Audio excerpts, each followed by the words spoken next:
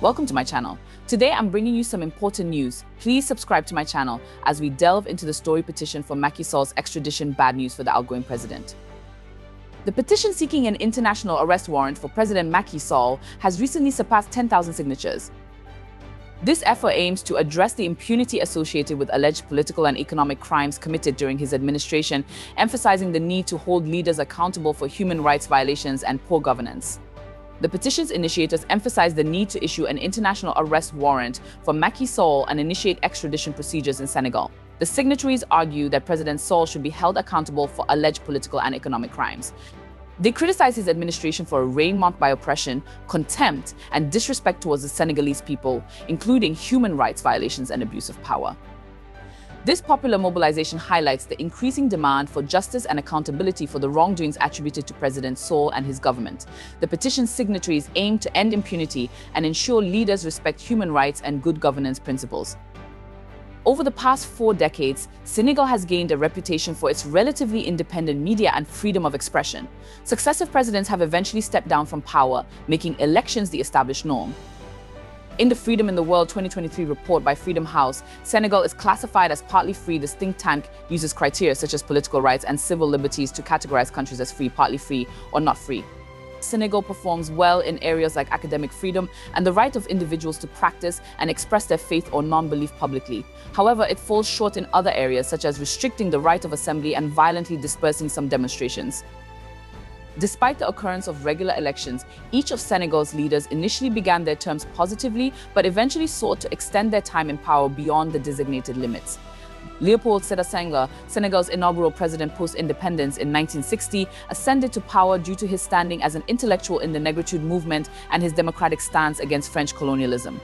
However, he orchestrated presidential referendums in 1963, 1968, 1973, and 1978 to prolong his tenure.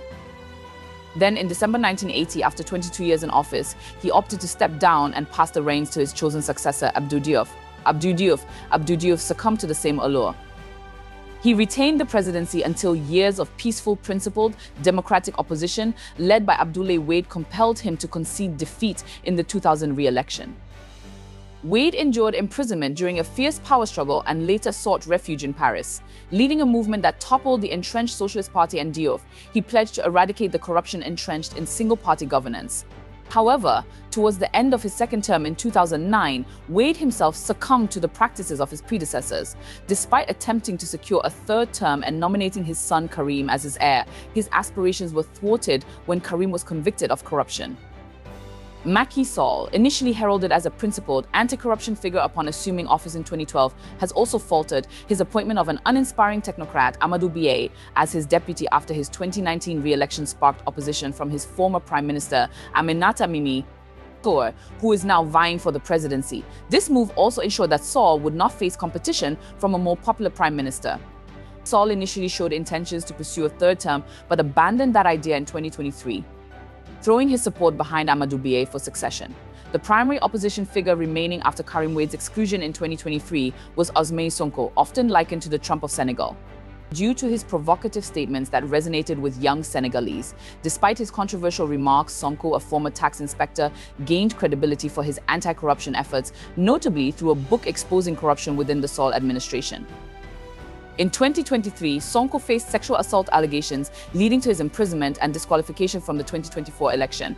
He backed Bassirou Diomaye Faye as his replacement, while his supporters alleged the charges were politically motivated. But although acquitted of rape, Sonko was convicted of corrupting the youth, sparking protests against Sall's government's perceived tyranny, met with state repression. These are some of the strongest reasons why there's a call for Macky Sall's arrest. Stay tuned as we cover this story and provide updates. Don't forget to subscribe to my channel for more content. See you in the next video.